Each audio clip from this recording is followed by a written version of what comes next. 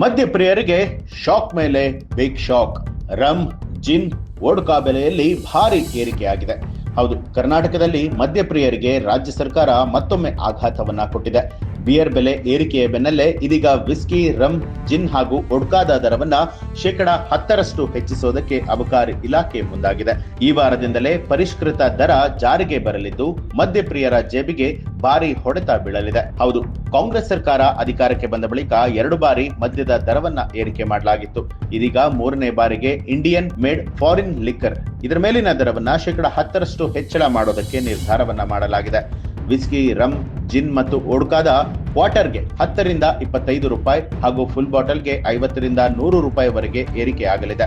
2024-25ರಲ್ಲಿ ಕರ್ನಾಟಕ ಸರ್ಕಾರ 16 ಸ್ಲ್ಯಾಬ್ಗಳಲ್ಲಿ 1 ರಿಂದ 4 ಸ್ಲ್ಯಾಬ್ಗಳ ಮೇಲೆ ದರ ಏರಿಕೆಯನ್ನ ಜಾರಿಗೆ ತಂದಿದ್ದು, ಸ್ಲ್ಯಾಬ್ 1ರಲ್ಲಿ 80 ರಿಂದ 90ಕ್ಕೆ ಮತ್ತು ಸ್ಲ್ಯಾಬ್ 2ನಲ್ಲಿ 155 ರಿಂದ 170ಕ್ಕೆ ಏರಿಕೆಯಾಗಲಿದೆ. ಈ ದರ ಏರಿಕೆಗೆ ಸರ್ಕಾರ ಈಗಾಗಲೇ ಒಪ್ಪಿಗೆಯನ್ನ ಕೊಟ್ಟಿದೆ ಅನ್ನುವಂತಹ ವರದಿ ಕೂಡ ಆಗಿರುವಂತದ್ದು.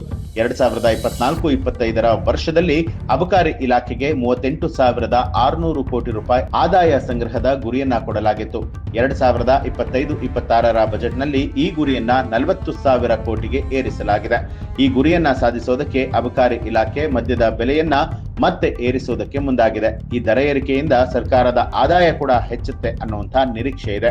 ಆದ್ರೆ ಇದು ಮದ್ಯಪ್ರಿಯರಿಗೆ ಹೆಚ್ಚುವರಿ ಆರ್ಥಿಕ ಒತ್ತಡವನ್ನ ತರುವಂತದ್ದು. ಕರ್ನಾಟಕದಲ್ಲಿ ಬಿಯರ್ ಮೇಲಿನ ಹೆಚ್ಚುವರಿ ಅಬಕಾರಿ ಶುಲ್ಕವನ್ನ ಉತ್ಪಾದನಾ ವೆಚ್ಚದ 195% ನಿಂದ 205%ಗೆ ಏರಿಸಲಾಗಿದೆ.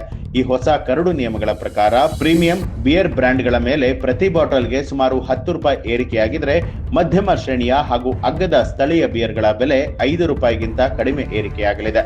ಈ ವರ್ಷ ವಿವಿಧ ವಸ್ತುಗಳ ಬೆಲೆ ಏರಿಕೆಯ ಜೊತೆಗೆ ಮದ್ಯದ ದರವು ಕೂಡ ಹೆಚ್ಚಿಗೆ ಆಗಿರೋದ್ರಿಂದ ಮದ್ಯಪ್ರಿಯರು ಸರ್ಕಾರದ ವಿರುದ್ಧ ತೀವ್ರ ಆಕ್ರೋಶ ಹೊರಹಾಕ್ತಾ ಇದ್ದಾರೆ. ಅಬಕಾರಿ ಇಲಾಖೆಯ ಆದಾಯ ಗುರಿಯನ್ನ ಸಾಧಿಸೋದಕ್ಕೆ ಪದೇ ಪದೇ ದರ ಏರಿಕೆ ಮಾಡುವಂತದ್ದು ಸರಿಯಲ್ಲ ಅಂತಲೂ ಕೂಡ ಆರೋಪಿಸ್ತಾ ಇದ್ದಾರೆ.